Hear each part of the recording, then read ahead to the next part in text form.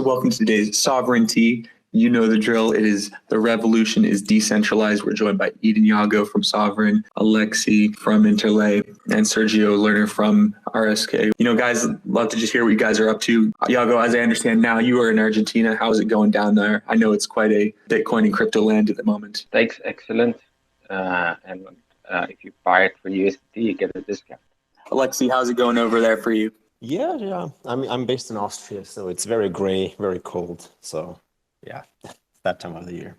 So Alexei, we initially got in contact with you because, we were looking to chat with people about Bitcoin DeFi, and, you're working on similar Bitcoin DeFi projects. Would you want to tell us a little bit about what you're doing at Interlay?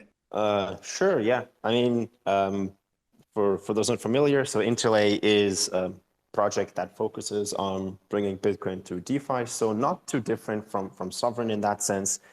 We started off as an infrastructure project, building out the first fully decentralized Bitcoin bridge based on designs that we released back in 2018 at Scaling Bitcoin. It's a mechanism that uses collateralization and cross-chain lines, cross-chain crypto proofs, and a decentralized set of participants to secure the bridge. I think actually I just came from the Stacks Twitter space where we're just seeing that they are also switching to a similar design, which is great to see more collateral-based systems popping up. So on top of that bridge, we're now building AMM and lending protocols, basically the core building blocks for DeFi, so that you can borrow, lend, trade Bitcoin directly from your wallet, but essentially deploy that capital with one click, and then also do things like insure against price fluctuations or go leverage if you want to, and allow other people to build different strategies in a composable manner. But with the difference is that we don't have smart contract layer. There's a specific set of functions that you can use.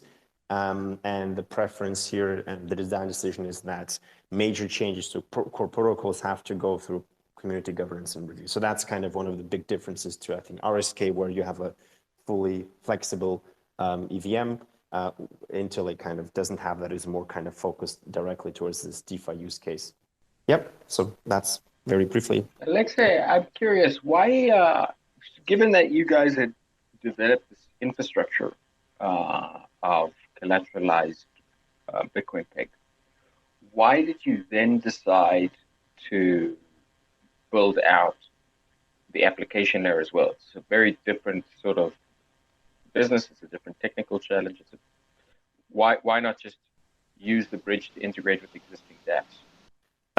That's a very, very good question. So what we saw is, on one hand, the friction that you have with every single extra step is very high, and the drop-off rates are very high. So if a user has to bridge and then go to another protocol and then use another interface, and every interface is different, basically it's not really for non-DeFi experts, right? And our goal is hence to build a very simple interface. This is not going to be the most sophisticated AMM. It's not going to be the most sophisticated, crazy lending protocol, right? We're using existing tools and really focusing on UX. So easy on offboarding, very easy, one-click interactions. The less click, well, basically optimizing for the less clicks, the better, and trying to avoid forcing people to change behavior and forcing people to really understand how different AMMs work, how different interfaces work. So basically, right now, what we would do is we would get users and then we'd send them off to other protocols. And now they can just stay on Interlay, do whatever they want to do with Bitcoin with a few clicks. And you still can obviously go to other protocols, and we're still pursuing integrations with other DeFi apps. But the focus here is now make it as simple as possible and double down on usability and user experience. So one of the big challenges with work of this kind is the wallet, right? So you've got a whole bunch of different Bitcoin users. Each of them is coming with a different kind of wallet. Some have hardware wallets, some have multi-sig wallets, some are using Electrum, some are using Casa, how do you, so then they come to, what I would imagine is the Interlay website.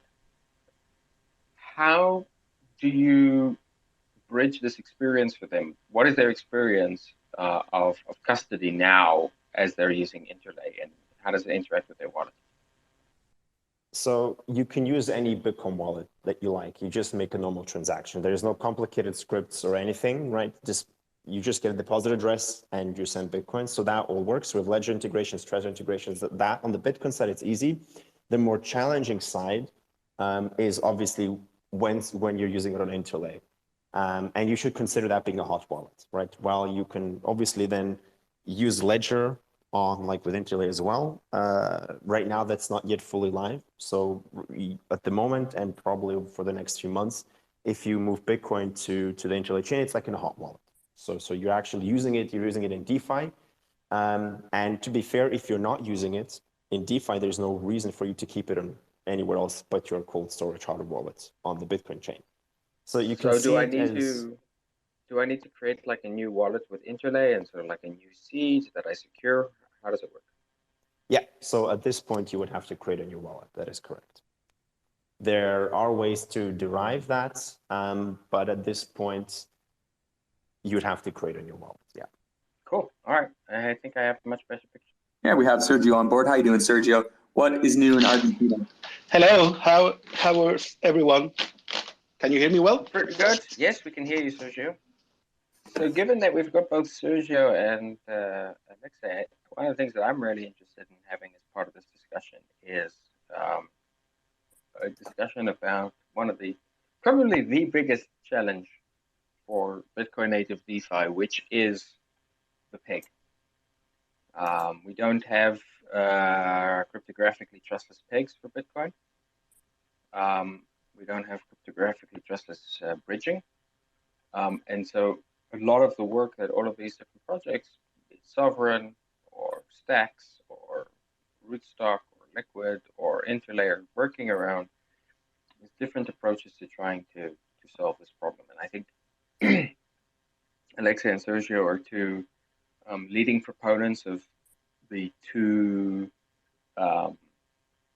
best examples of the two main flavors, right? So we've got Interlay with economic assurances plus an oracle. And we have Rootstock with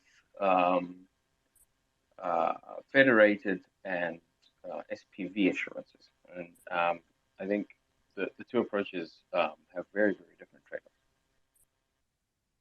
Just to maybe add one thing, so we also like Interlay also uses SPV, but you do need the oracle for the price feed. So it's both. For Bitcoin, it's SPV. For actually managing the price risk and liquidations, it's an external oracle. Sure. Yeah. No, so you definitely need the SPV proofs, but the way you're using them are different. So with Rootstock, they're consumed both by nodes, but also by HSMs. Whereas with you guys, I think the way you're using them is to provide proofs which can then be used for slashing stakers, correct? I think it's quite, I guess it's similar, right? So basically anything on Bitcoin that happens on Bitcoin, whether it's a user making a deposit or an operator completing a successful redeem, has to be proved to the protocol. So I guess, so yes, but we use it for mainly security. So if that doesn't either if the user doesn't send the Bitcoin, they don't get the wrapped asset. And if the operator of a vault does not prove that they made a correct redeem, they're considered malicious and they're liquidated. So Alexei, actually, maybe if we're already here, maybe you'd like to give an overview of the problem and your approach to the solution. Sure. Sergio and I have discussed this multiple times, I think, over the years. The biggest challenge is, okay, Bitcoin doesn't have smart contracts. It probably shouldn't, right? We're at a stage where Bitcoin is the only thing that even has the potential to become a global reserve currency, and making any major changes would impact that. So let's say Bitcoin doesn't get smart contracts. Now, we need this, however, to build more complex applications, and that's why we need to bring it to other blockchains, right? So something like RSK, Interlay, Ethereum, and so on. The biggest problem, however, is that Bitcoin has no means to react to external events. The ideal scenario is we lock up Bitcoin on the Bitcoin chain, create a representation on another chain, And Bitcoin would automatically unlock Bitcoin, like on the Bitcoin chain, when we destroy this copy on the target chain. Now, because Bitcoin has no smart contracts, we cannot do that. And you can try with H2Cs and so on, but it simply is not possible. So the only way to have this kind of some peg in, peg out mechanism is to have logic on the target blockchain. This can be RSK, Interlay, or Ethereum. And then there's different approaches. You can, in the end, you always trust someone. So in fact, as part of my PhD, we proved that cross-chain communication always requires to trust someone. But the question is, how is this someone designed? And essentially, this is where the biggest differences in terms of bridge design exist. You have single custodians like BitGo with WBTC. You have federations like RSK. You have, from the other side of the spectrum, focus on like this economic design where you have a permissionless set where anybody can join and leave. And it's closer to a lending protocol actually than to just a normal bridge where you have this collateral used as security, and that's what Interlay is using. And then I think you will see flavors in between. I think the new TBTC design, V2 on Ethereum, is moving towards big federation, partially insured. And I think we'll see more flavors between these spectrums coming up. So maybe I'll just summarize here. The basic principle is there's a token on the other chain. Let's call it chain token. And people have to lock up as collateral a bunch of chain token in order so that they can act as participants in a multi-sig that locks up the Bitcoin. And what they actually, for every, typically they need to be over collateralized. So if somebody wants to transfer a Bitcoin over to the new chain, they give one of these validators or federators the Bitcoin, but they can do that in sort of the interlay type world because they know that the validator has locked up 1.5 Bitcoin worth of chain token, and if they misbehave or try to steal the Bitcoin, then they will lose those funds, and those funds will effectively be used to give the user back their Bitcoin. Correct? Nearly. So what you've just described actually is what Stacks is planning to build. So this, what you described, the big multi-sig where your validators staking the native token, that's what Stacks basically just announced. On the Interlay side, it's closer to MakerDAO where you have a multi-collateral system. And in fact, we don't use the native token as collateral because it's too risky. We believe that because like you have this, you have the same risk as with Lerner, where if something breaks, the first thing to dump is the native token of the project. So using that as collateral has a lot of risk, and you would require very high collateralization rates, which is why, like the risk assessment teams on the Interlay community pushed for like L1s, USD stables, and other assets. And for now, not the native token. And if the native token would be accepted, it will be with very high collateral thresholds, because it's risky. If it's only backed by the native token, as we've seen with Lerner, the first thing that dumps in price is the native token if something breaks on the bridge. And we don't need multi-sigs. So that's another one. Interlay doesn't have multi-sigs. It's one vault is one wallet. You can have a vault operator might decide to run a multi-sig with others, but it's optional. We don't care how you manage the Bitcoin. It's up to you. As long as you put up the collateral and take up the risk of not being online and failing to redeem. It can be a single wallet, can be multi-sig, can be HSM. We don't care about that. So it's a bit more flexible. Sure. And you described the difference here between what Stacks are planning to build. Probably the other prominent example of this currently live is, I think it's called Ren. I think it's been a little bit obtuse what exactly they're building. I'm not sure if they've made their V2 open source yet, but are you able to speak to the differences between Interlay and Ren?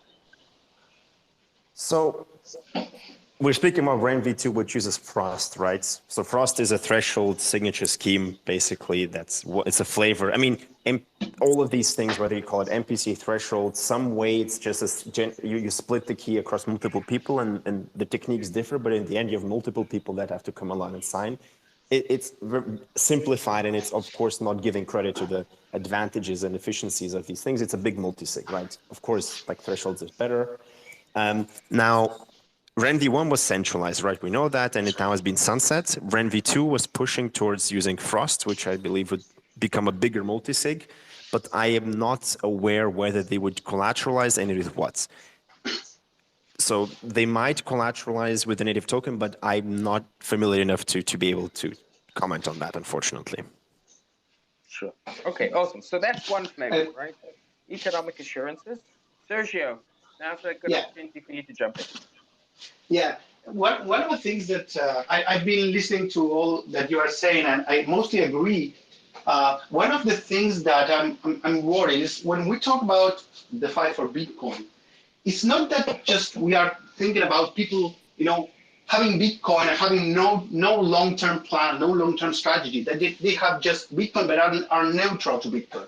It's not the case. I think that when we are talking about DeFi for Bitcoin, we are talking about DeFi for Bitcoiners, DeFi for this group of people who are essentially either hodlers or long on Bitcoin.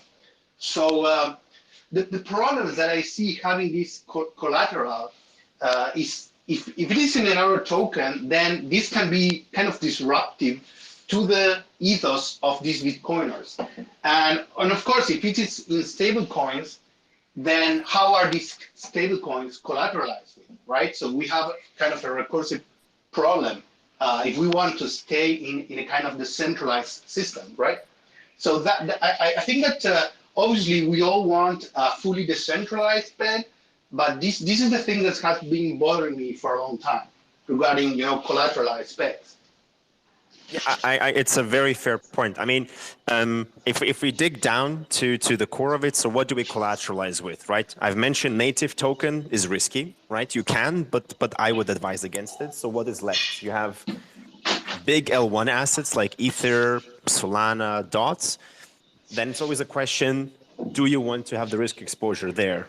Right, that's probably the most decentralized you can have. Then you have things like DAI, which itself is a stable coin, but that's collateralized by USDC, which is centralized. So I agree with you. If you keep on digging, at some point you will hit centralization, except if you're collateralizing with these big layer one assets which have deep liquidity. But then you never know how the centralized set is. So yes, there's always risk involved. I guess it's a matter of who is a Bitcoiner, right? And I think this is maybe where the kind of product offering differs. Everybody in DeFi and every user in Ethereum, or most of them, like not every, but most users on Ethereum, Solana, Avalanche, Cosmos, Polkadot, they came through Bitcoin, right? They have Bitcoin, they're sitting around, they're all Bitcoiners in some sense. They're not like single one-chainers, right? So they're open to they use another chain, they have their favorites, Polkadot, Cosmos, whatnot, but they all along Bitcoin in one way or the other.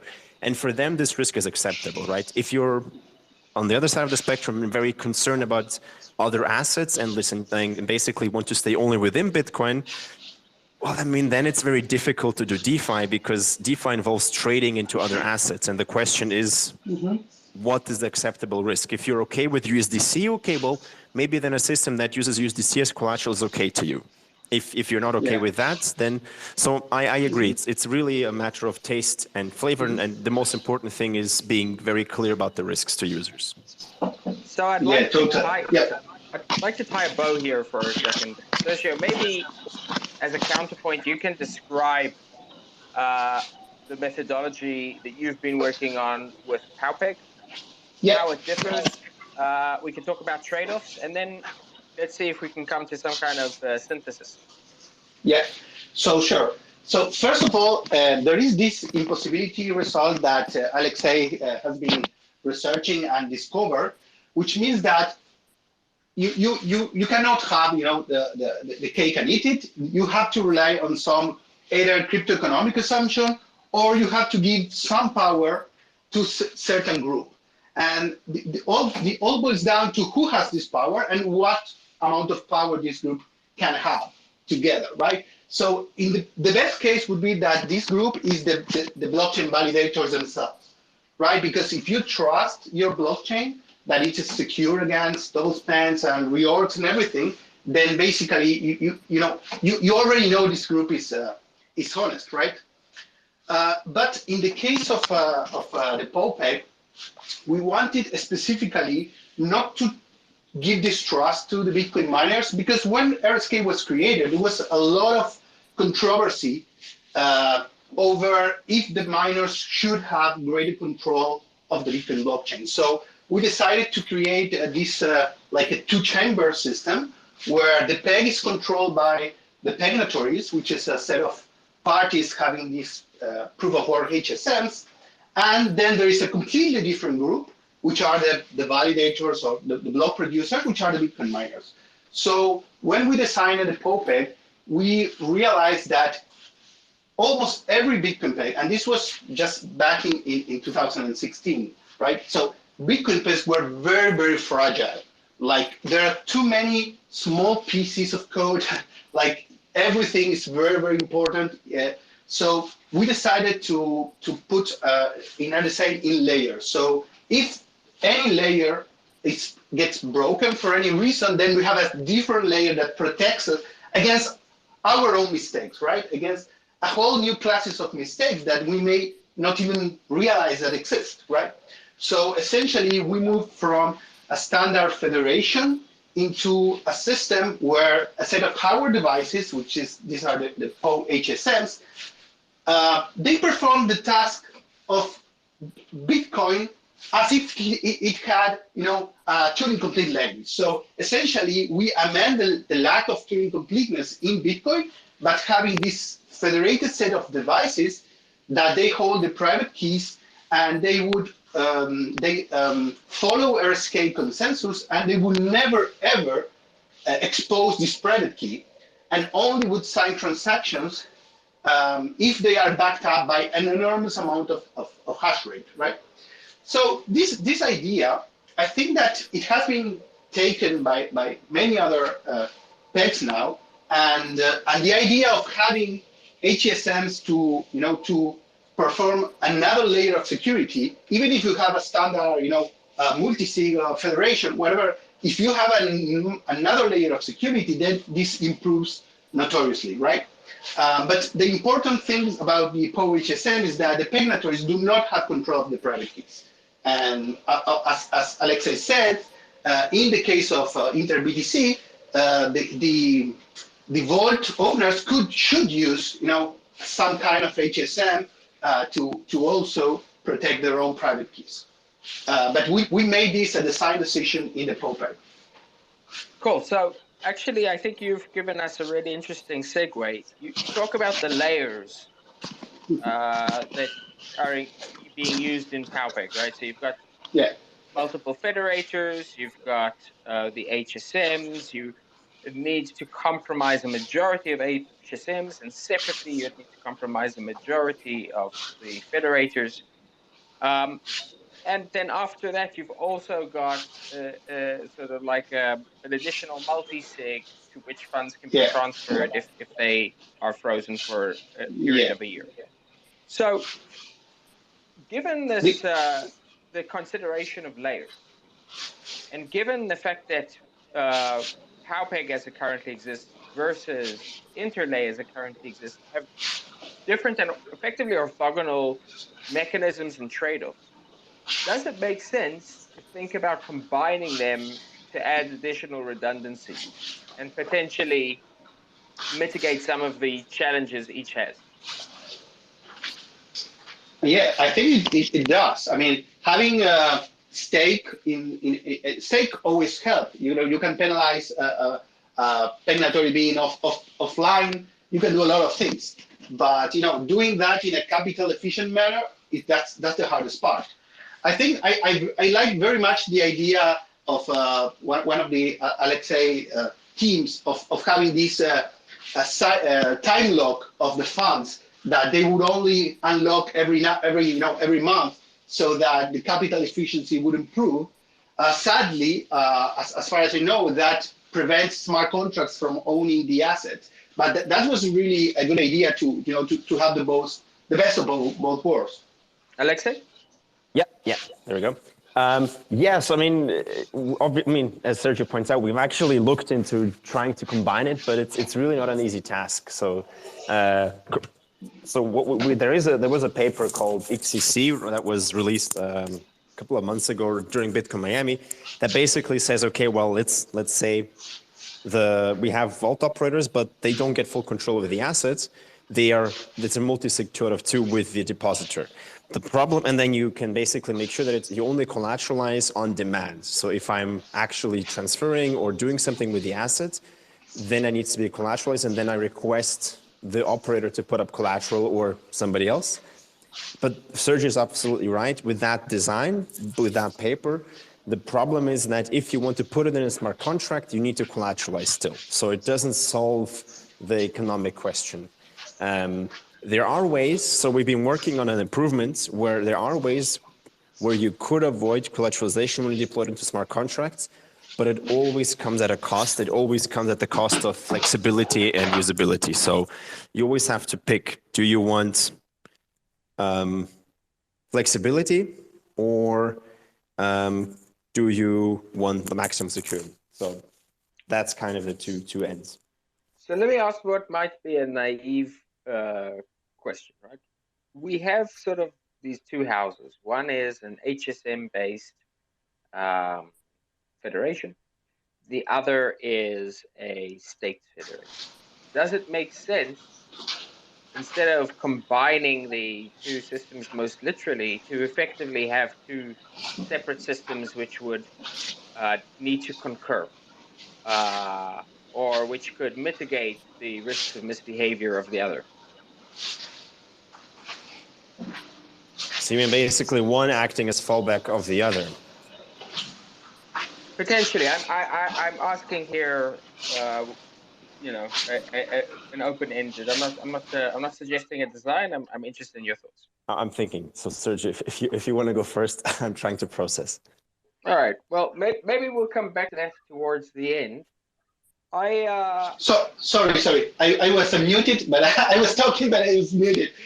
So I was saying that one of the things you can do is not the same as you said, but you can put some of the funds in the peg in time lock signatures, like in time, so that essentially you could try to rate limit the amount of funds that are in transit at any point in time. So that gives you, puts time in your favor. Like it lets you do something, like hard fork or try to take control of the system if something goes really bad.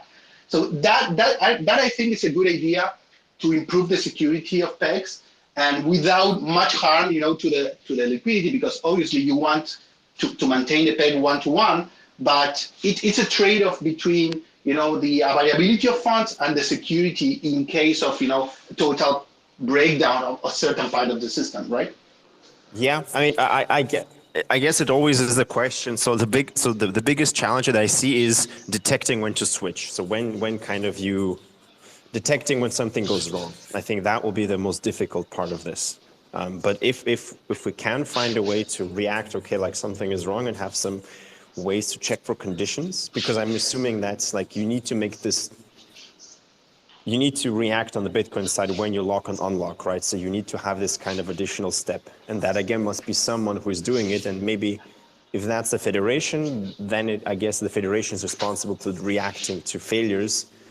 Still, they're trusted, but I guess you have it as a second layer of defense, essentially, which could be very interesting to explore.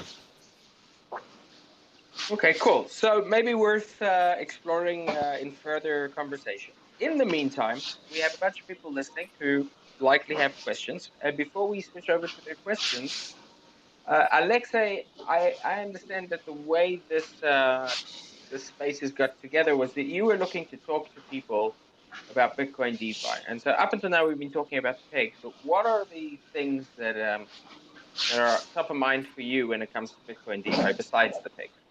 So, I mean, I think there's a few use cases, right? But the number one use case that we've seen, actually there's two. There's the one that is very obvious, and the second one that we discovered recently that was very surprising. So number one use case for Bitcoin DeFi is Bitcoin as collateral, and that, as I think by far is the main one that people are actually doing today.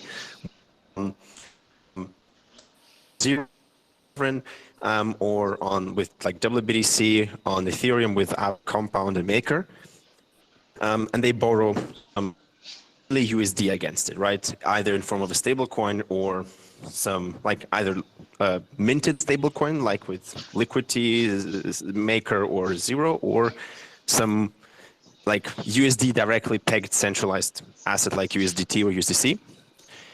But then the second one that we recently discovered and I find intriguing is borrowing staked assets and then getting exposure to some other layer one assets staking without actually having to buy that token.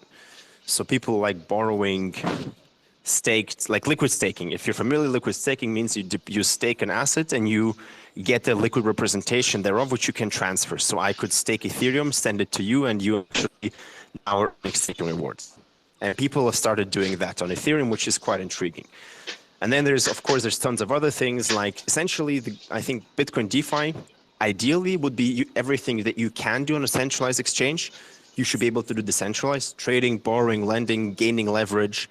But from talking to people, funds, and looking at data, it's mainly Bitcoin put up as collateral to gain leverage or borrow stables. And now maybe also getting staking exposure. Okay. And so maybe I'll hand it over to Magnus. You, I think, had been assembling a bunch of questions from the audience in advance, and maybe the people listening here will also have questions. Yeah, for sure, guys. And don't forget just to request to be a speaker, folks, if you want to ask a question live. You're more than welcome to. But in the meantime, yeah, we do have a bunch of questions that people submitted anonymously and otherwise.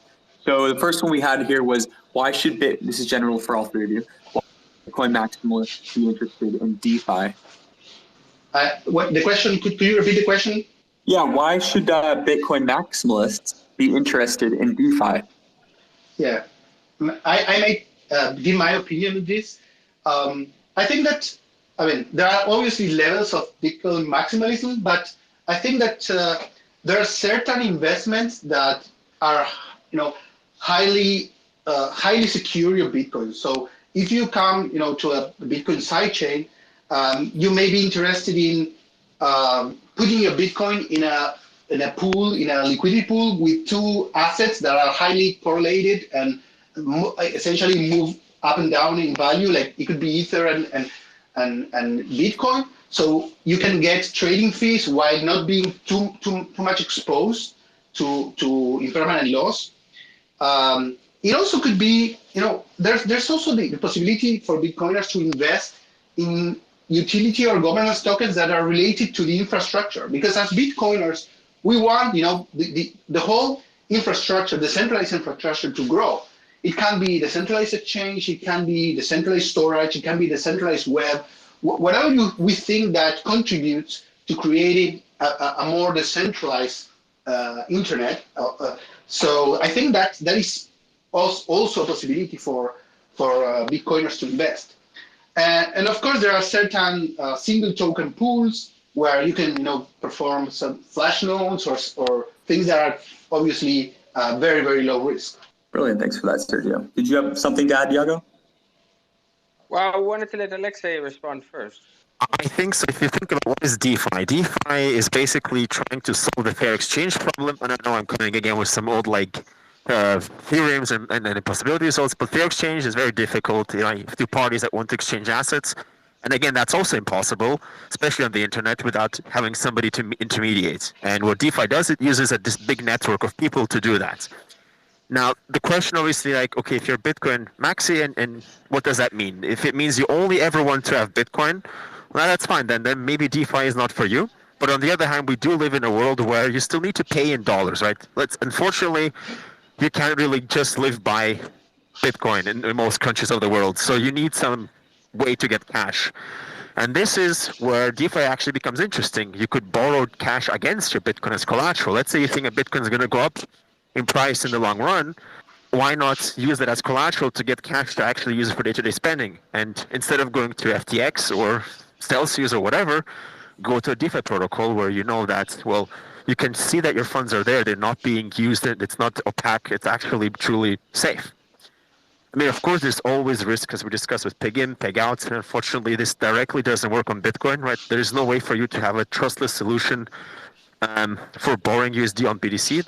For now, that just doesn't work. So you have to take the bridge risk, and you have to just get comfortable, right? If that's not something you want to do, then you have to decide: do I go to a centralized exchange and trust them, or do I, trust a bridge that was meant to people try to build it to be decentralized, and the motivation is to be as secure as possible. So I think that's kind of my take. So it really depends, like, on the risk appetite. There's always risk, but realistically speaking, today Bitcoin Maxis still have to use dollars or another fiat currency, and at least this use case itself, I think, could be interesting. Yeah, I will add that in the long run, this is going to be the main use case for Bitcoiners.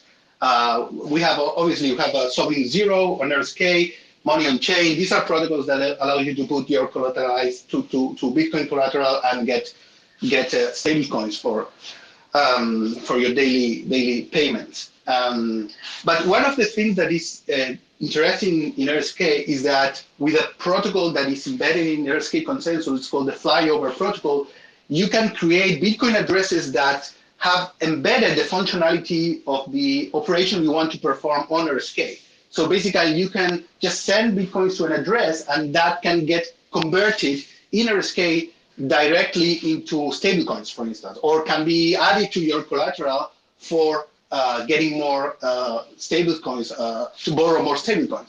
And you can automate all these just for sending Bitcoins to a specific Bitcoin address. And that makes things much simpler. Cool. So I'll answer in a slightly different way. First of all, I'd like to present what I think is the strongest argument I've heard about why Bitcoin doesn't need DeFi. And the argument goes as follows. We don't need DeFi because all we really care about right now is Bitcoin adoption. And for Bitcoin adoption, people just need to treat it as the world's best reserve asset. It will be adopted by people, by companies, by institutions, by countries. They will begin to hold it on their balance sheet because it's like gold, but they can teleport it around the world at will.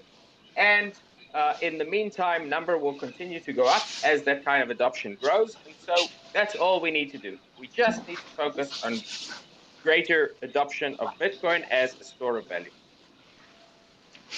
I'll call that the number go up argument. And I think that it is totally false. The reason it's false is as follows. It's false because the only way that people on a personal level can use Bitcoin, can get access to Bitcoin, is currently through a series of centralized intermediaries. Those intermediaries are security holes. It's not hard to prove that. You can just use the terms FTX, Celsius, Binance. And Bitcoiners, exactly the same people who say all we need to do is wait for Bitcoin adoption, are also the same people who tell you to get your funds off of exchanges. You can't have both. If you do not have decentralized exchanges, you either have significant trust assumptions with exchanges, or no one can get access to Bitcoin. In either case, number go down. Why do we know that number goes down in the case of exchanges? Well, Celsius, BlockFi, Nexo all seem to have been claiming to have Bitcoin that they didn't actually have. But perhaps the most stellar example of this is FTX, who claims to have 80,000 Bitcoin that they didn't have. That means that people had sent money to buy 80,000 Bitcoin. And what actually happened with that is that the Bitcoin was sold for other assets in the shitcoin space. So basically, these people who thought they were buying Bitcoin were buying other assets that they think would compete with Bitcoin, and so number go down. Beyond that, if you don't have FTXs, but you're only relying on centralized regulated intermediaries, and that's the way that you're going to take care of this. You're going to have only regulated US intermediaries.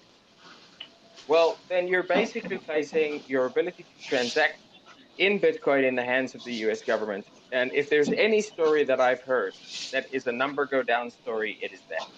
And finally, there's WBTC as an alternative, where you want to use Bitcoin in a trustless way, you need to move over to Ethereum. And then the question becomes, why do you need BTC at all if the reserve asset of the ecosystem that you need in order to use your Bitcoin is a different asset? You may as well just get into that asset. All of these scenarios are number go down scenarios, both for the individuals and for the asset as a whole. You want to keep yourself safe. You want to be able to maintain control over your own funds. You absolutely need Bitcoin DeFi. And if you want, on the macro level, Bitcoin to become the reserve currency of the world, there need to be trustless, censorship-resistant, permissionless ways for people across the world to interact with it. Bitcoin DeFi is not separate from Bitcoin. It is the completion of the Bitcoin story. It's the completion of the number go up story, and it's the completion of the Bitcoin is freedom mission. Maybe just to add, so 100% agree. I mean, that was a brilliant summary. The only thing I would probably disagree with in what you've just said, and that's a very minor point, is so when you say, well, you go to Ethereum, you might as well get into that asset. Not sure that argument holds fully because ETH and Bitcoin have very different properties. So I still might want to actually have exposure in Bitcoin, but I don't want to, like today, right? So I want to change, or I want to like borrow something against BTC because I want to try something out. Like maybe I want to go DeFi degen. And I still don't have exposure to Bitcoin now because that's what I feel can be. It's like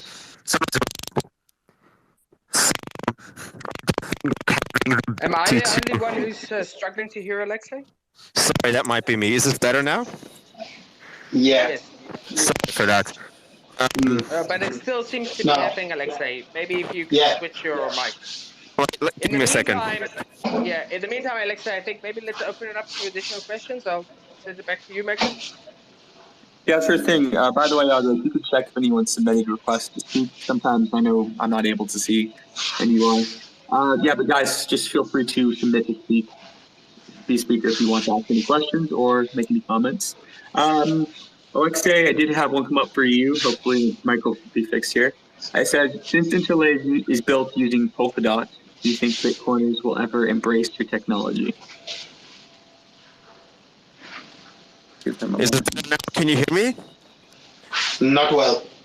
Are you using a wireless mic? No. How about now? Is this better? That seems to be better. Yes. Okay. My headphones just broke. So, I mean, it's a valid question. I mean, so it's open source technology. It's basically if you feel that proof of stake consensus is not secure enough, then you shouldn't use it. Like, I mean, we try to be very transparent with the risks. When you use Interlay, you assume that that Polkadot's proof of stake consensus will not break, and you assume that this economic bridge will be secure. There's not much more to say to that. I mean, for comparison, I mean, I think was Interlay which chose the path of like being merge staked essentially. So we're similar to how RSK is merge mined with Bitcoin. We plugged into Polkadot's consensus because in our perspective that was the best way to go at that point. And then once there's scale, once there's product market fit, and really like we see that there's demand for the product, then we can go back to focusing. Okay, well, what's the next step to improve security? Is it really to go to some merge mining version and maybe combine the best of both worlds, or something else? But yeah, so I honestly think that a very, very small fraction of people actually care to this deep level of, is it proof of work versus proof of stake? And in that case, I mean, then you probably shouldn't use Interlay if you're concerned with the proof of stake. Like, I think it's best to be transparent and just make sure everybody knows what they're getting into. Yeah, I think that the risk of having wrapped assets on a chain is much higher than the risk of the consensus breaking consensus because of some problem in proof of stake at this point in time. So I think we should pay much more attention of wrap BTC, who controls it, how much. I mean, what happened with DAI? Why DAI could not be the coin to flourish, for instance, instead of more centralized versions, and that should be the focus now. Okay, guys. So I did have another question here that was submitted anonymously. It's a bit of a mouthful. So you guys want Bitcoin to be more than just gold 2.0, more than just a store of value. But how could Bitcoin transcend gold 2.0 and replace fiat currency for everyday transactions, supporting the global economy if it costs most people 30 cents to $3 to send Bitcoin under normal conditions? If it's about the cheap payments, and then most of these platforms, either I think that Polkadot or Escape have much lower transaction fees. And in case of RSK, it allows to have rollups, which or ZK Rollups, which could either could bring this cost even lower than that. So I think that we could use RSK for everyday payments in Bitcoin or in any other stablecoin without problem. I would argue that Bitcoin is nowhere near being able to do that today without some significant changes in how we use Bitcoin. There are two problems. The first problem is the problem of volatility, which is not going to go away. Even if the asset grew very, very substantially in value, we're still going to be dealing with a commodity which has a fixed supply and changing demand. And that is absolutely going to mean very significant volatility in relation to the kinds of things that people want to buy and sell and the way that people think about their savings. So that's one problem. Second problem is transactional flow. There's a lot of stock that has been placed in Bitcoin circles around Lightning Network. However, Lightning Network, while it may be able to scale in the future, is nowhere near being able to scale to the level required in order to provide for cheap transactions.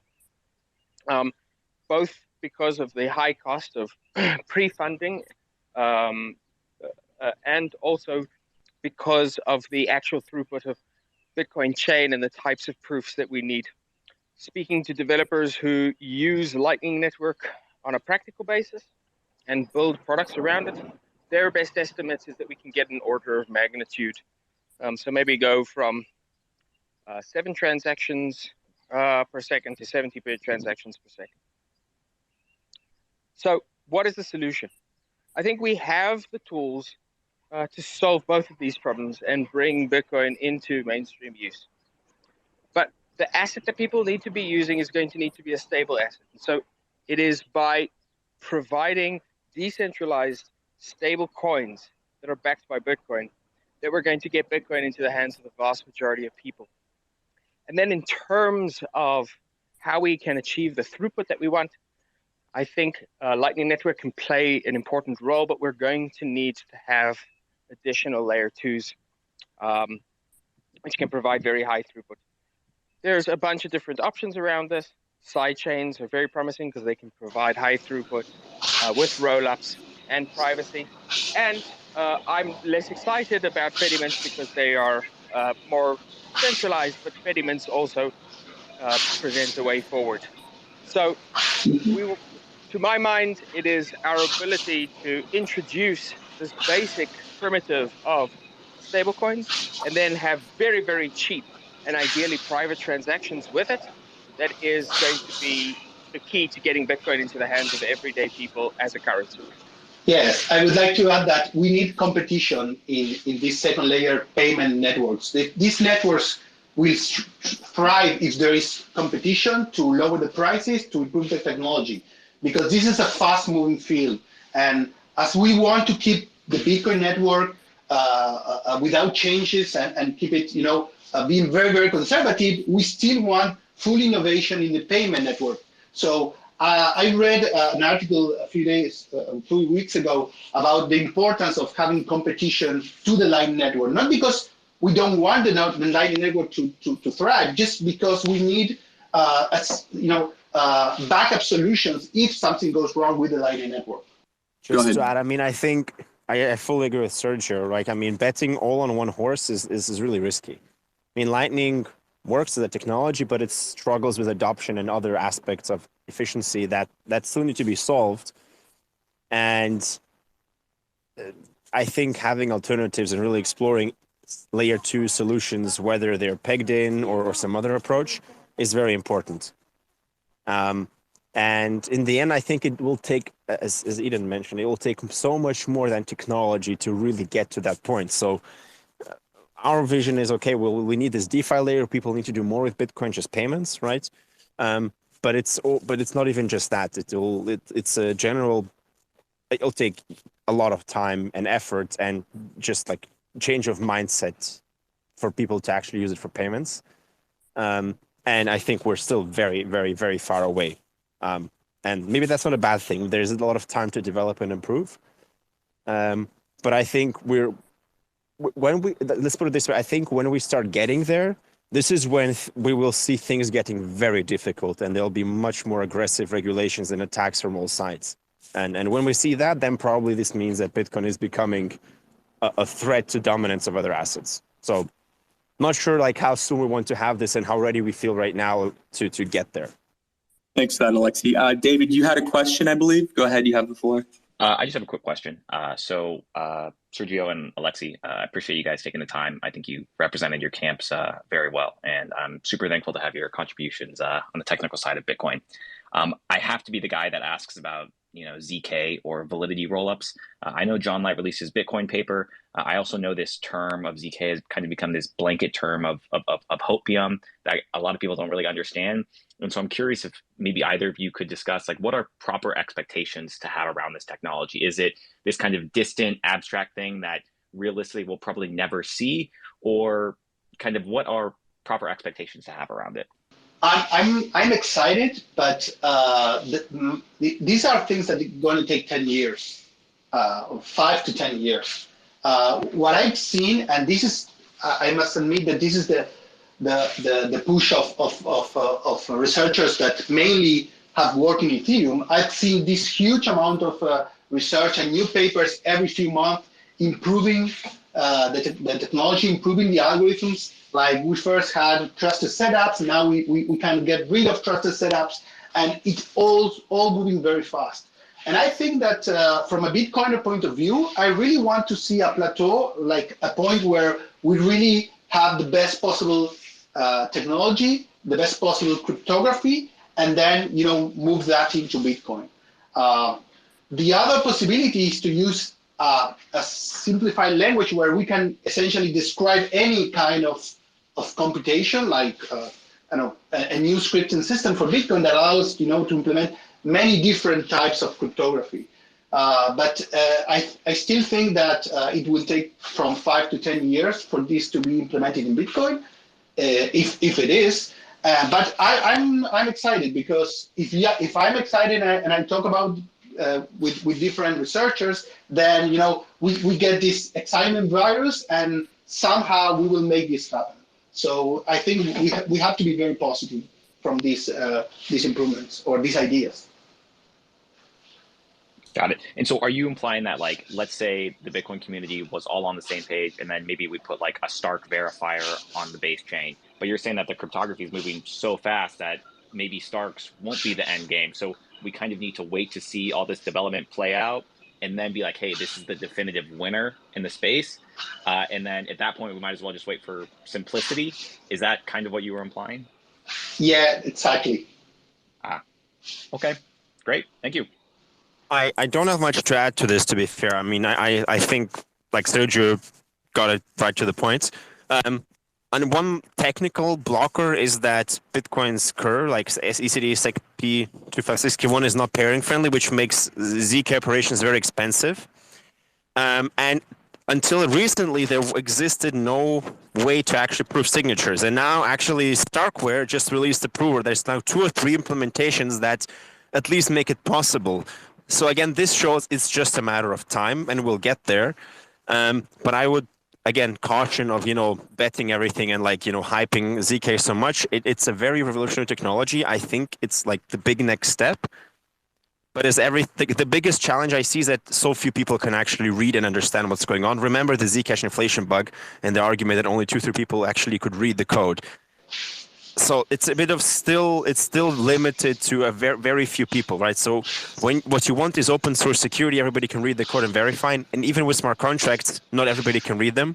But now imagine if you have like only a few people in the world right now can read what like the circuits and understand what the Stark or Snark or whatever is doing. So I think it will really take time. But obviously optimistic. Yeah, I would like to add that one of the main goals from the first definition of the sidechain was to protect Bitcoin from bugs occurring on a sidechain. Like, so even if we get this wrong, the exposure will be not in the main chain, but on the sidechain that uses this technology. Gentlemen, thank you very much for your time, answering all your questions in this space with us.